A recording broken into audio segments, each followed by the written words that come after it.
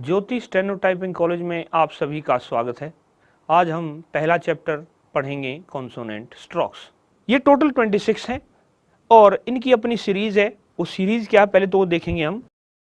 इसकी सीरीज है P B T D चे जे के गे एफ वी इथ दी एस जी इश झी एल एम एन इंग आर रे वे ये हे। आप देखोगे कि मैंने कुछ को तो पढ़ा जैसे हमने इंग्लिश में पढ़ा है, लेकिन कुछों को मैंने थोड़ा अलग पढ़ा। वो कैसे अलग पढ़ा यहां देखते हैं। जैसे मैंने पी पढ़ा, आपकी समझ में आया, फिर बी पढ़ा ये समझ में आया, टी पढ़ा ये समझ में आया, डी पढ़ा ये समझ में आया। जब मैंने चे को पढ़ा, सी एच, इंग्लिश में हमने इसको सी एच पढ़ा है, लेकिन मैंने इसको चे पढ़ा क्योंकि जब वर्डों में इसका इस्तेमाल किया जाता है तो सी एच को चे पढ़ लेते हैं। जैसे चैम्बर, चार्ली, चर्च, तो सी एच हो गया चे। फिर उसके बाद में है जे, जे को जे पढ़ा इंग्लिश में, फिर के, इंग्लिश में के ही पढ़ा, जी आपने इसको पढ़ना गे, क्योंकि जब वर्ड के अंदर इसको यूज किया जाता है तो एक गे की आवाज निकालता है, जैसे गर्ल, गिव, गॉट। इसके बाद है एफ, उसके बाद है वी, इथ, टीएच। जब वर्ड के लास्ट में लगाते हैं टीएच को तो थे की आवाज निकालता है, जैसे बात, पाथ, बर्थ, डेथ। और जब इस टीएच को शुरू में लगाते हैं तो दा की आवाज निकालता है दे की, जैसे दिस, दोज, देम, देयर। फिर है एस, ये से की आवाज के लिए। फिर जेड, जी, इसको जे पढ़ते हैं, जैसे जेड फॉर जेब्रा। फिर इश, एस एच शे के लिए, जेड जी के लिए, एल एम एन इंग। अब इसको एनजी को हमने इंग पढ़ा क्योंकि वर्डों में हम इस्तेमाल करते हैं जिसके लास्ट में इंग आ जाता है, जैसे ड्राइंग, हैपनिंग, तो इंग के लिए एनजी एक कॉन्सोनेंट ये बनाया गया। आर, रे, डब्लू, इसको हम वे पढ़ते हैं, वे, क्योंकि जब हम कोई भी वर्ड लिखते हैं उसमें डब्लू नहीं पढ़ा जाता, इसको वे ही पढ़ते हैं। फिर वाई, इसको ये पढ़ते हैं ये, एच, इसको है पढ़ते हैं हे। इसको वर्डों के अंदर हम एच नहीं बोलते, उसमें इसका है के लिए इस्तेमाल किया जाता है, तो इसीलिए इसको नाम भी हमने हे रख लिया। और ये दो तरह से बनते हैं, इसीलिए ये दो बार रिपीट है। ऐसे ही आर, ये भी दो बार रिपीट इसीलिए है, ये दो तरह से बनता है। आगे चैप्टर में आएगा कहां पर कौन सा आर बनेगा। अब हम सीख रहे हैं अब पी। पी को बनाए कैसे? पी ये बनेगा ऊपर से नीचे, ऐसे ऊपर से नीचे बनाया, लाइन के ऊपर बनाया, ना लाइन से नीचे ना लाइन से ऊपर। ये ऊपर से नीचे बना है तो इसको बोलते हैं डाउनवर्ड स्ट्रोक। ये डीएस मैंने शॉर्ट फॉर्म का इस्तेमाल किया है, तो डीएस डाउनवर्ड स्ट्रोक यानी कि नीचे की तरफ बनने वाला। फिर ये जो है 135 डिग्री के एंगल पे बनता है। दूसरा, ये हल्के हाथ से बनाया गया लाइट है और इसकी जो आवाज जो निकलती है वो भी कम निकलती है, लाइट साउंड है। इसकी जो लंबाई है 1/6 इंच, 1 इंच का छठा भाग। तो इस तरह से फिर आती है बारी बी की। देखो अब इसमें एक देखने की बात है, पी फिर बी। पी को बोला तो थोड़ा हमारी जो बोलने में ताकत लगी, पावर लगी, वो कम लगी। बी, इसमें बोलने में थोड़ी पावर ज्यादा लगी। तो इसमें कुछ नहीं करना, जैसे हमने पी को बनाया था इसको जोर से प्रेस करना है बी, यानी कि इसमें क्या डिफरेंस आ गया, इसको जोर से प्रेस किया तो ये बोल्ड हो गया। बाकी फीचर तो बिल्कुल सेम है, जैसे डाउनवर्ड स्ट्रोक ऊपर से नीचे बना है इसी को। फिर 135 डिग्री एंगल उसी एंगल पे बना है।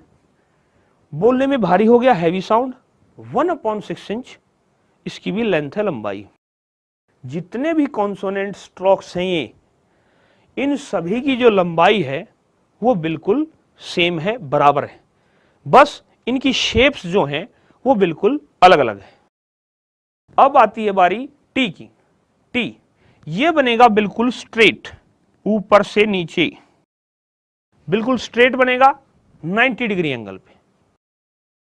ऊपर से नीचे बना तो डाउनवर्ड स्ट्रोक, बिल्कुल स्ट्रेट बना तो एंगल हो गया 90 डिग्री। उसके बाद हल्के हाथ से बनाया गया है तो ये लाइट। दूसरा, ये बोलने में भी हल्का रहा है तो ये लाइट साउंड। और इसकी जो लेंथ है, जैसे कि पहले ही मैंने बताया, सबकी लेंथ बराबर है तो ये भी 1/6 इंच। अब इसके बाद में आता है डी। देखो टी का भारी क्या आ गया, डी।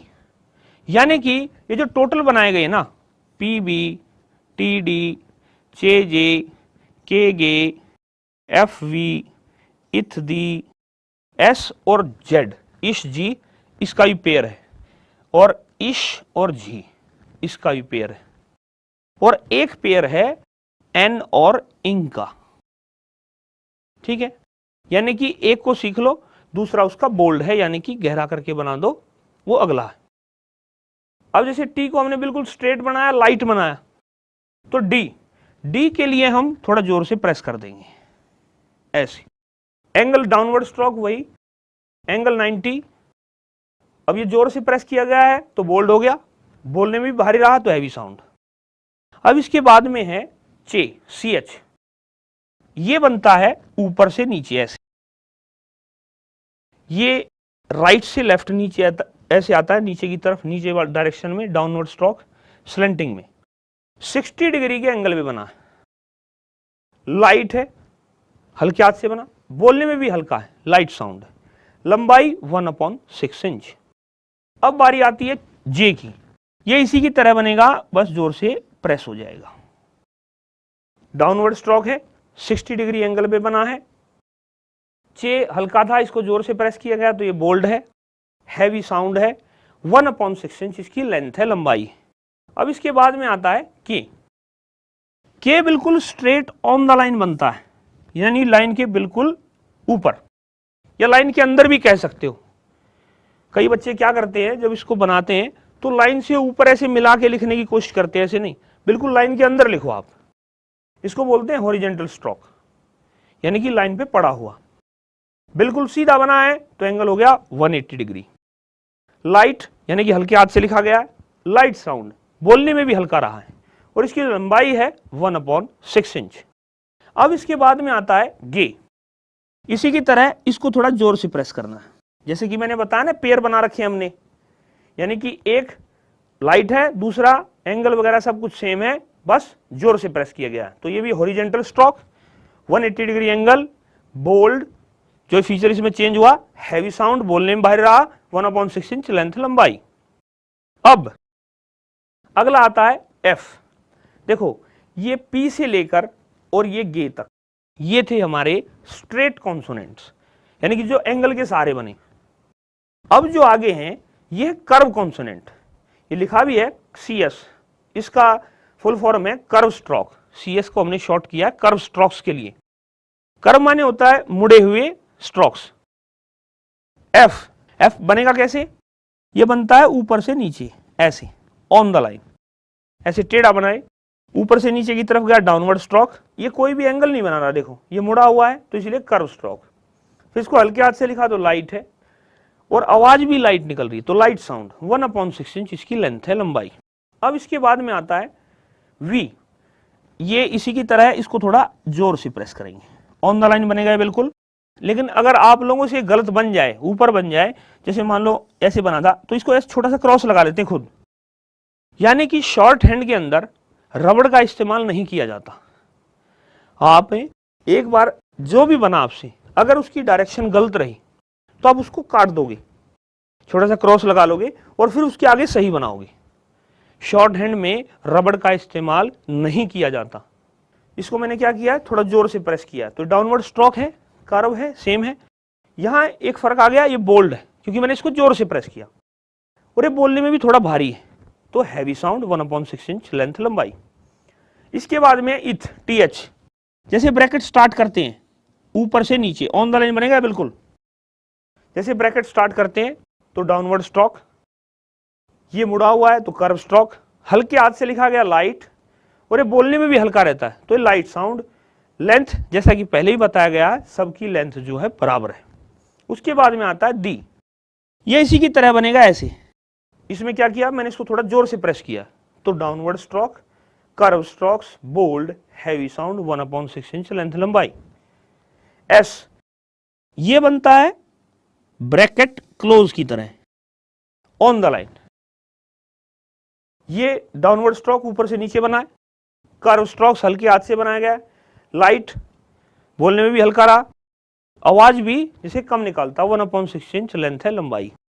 अब इसका पेयर है ZG, ये एस की तरह ही बनता है लेकिन ये जोर से प्रेस किया जाता है, तो ये हो गया डार्क स्ट्रोक। डाउनवर्ड स्ट्रोक ऊपर से नीचे बना है, CS कर्व स्ट्रोक है यानी कि मुड़ा हुआ है, बोल्ड जोर से प्रेस किया गया है, हैवी साउंड बोलने में भी भारी है, और लेंथ जैसा कि आपको पता है बराबर है। SH ये बनता है ऊपर से नीचे, ऑन द लाइन बनाया, ऊपर से नीचे आया, downward stroke, curve strokes light sounded, आवाज भी हल्की निकालता है, लेंथ बराबर। Z ये SH की तरह ही बनेगा लेकिन इसको थोड़ा जोर से प्रेस करेंगे, तो ये डाउनवर्ड कर्व, अब ये जोर से प्रेस हुआ तो बोल्ड, बोलने में भी भारी रहा, और लंबाई भी सेम है। L ये बनता है नीचे से ऊपर, ये पहला अपवर्ड स्ट्रोक है जो नीचे से ऊपर बना है, लेकिन बना कर्व में ही है, कर्व स्ट्रोक्स लाइट, और ये रोलर साउंड है, यानी कि इसको रोलर कॉन्सोनेंट भी कह सकते हैं।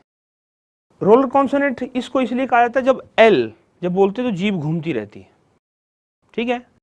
इसके बाद आता है M, ये बनता है ऑन द लाइन ऐसे, ये सिरा इधर से शुरू होगा, कर्व में दोबारा फिर मिल जाएगा, लाइन पे है दोनों इसके सिरे, तो हॉरिजॉन्टल स्ट्रोक, कर्व स्ट्रोक, हल्के हाथ से गया लाइट, और ये है नेजल कॉन्सोनेंट। लंबाई जो है 1/6 इंच, जैसे ये नाक के सहारे बोला जाता है, अगर आप नाक को बंद करके बोलोगे M तो रुक जाएगा, तो ये नेजल कॉन्सोनेंट है। उसके बाद में आता है N, इस M का उल्टा ऐसी, ये लाइन के ऊपर रखा जाता है, ये भी हॉरिजॉन्टल स्ट्रोक है, कर्व स्ट्रोक है, हल्के हाथ से लिखा लाइट, और ये नेजल कॉन्सोनेंट है। M N और इंग, ये इंग M N और इंग ये नेजल कॉन्सोनेंट होते हैं, नाक के सहारे बोले जाते हैं। इंग जो है इनकी तरह ही है, इसको जोर से प्रेस किया जाता है। Horizontal stroke, curve stroke, bold, nasal, 1/6 inch length लंबाई। अब हम करेंगे लास्ट के 5 कॉन्सोनेंट्स। इनमें पांचों कॉन्सोनेंट में बहुत सारी चीजें सेम है, जैसे शुरू के 4 अपवर्ड है, पांचों के पांचों 30 डिग्री एंगल पे बने हैं, और पांचों के पांचों लाइट साउंडेड है, और लाइट स्ट्रोक है, और लाइट साउंडेड है, बोलने में भी हल्के रहते हैं। अब ये बनेंगे कैसे? रे ये बनता है नीचे से ऊपर 30 डिग्री एंगल पे, वे W, इसमें कुछ नहीं करना, रे में जो है ना उसके आगे एक हुक लगाओ और इसको ऐसे बना, यानी कि सिर्फ एक हुक लगी।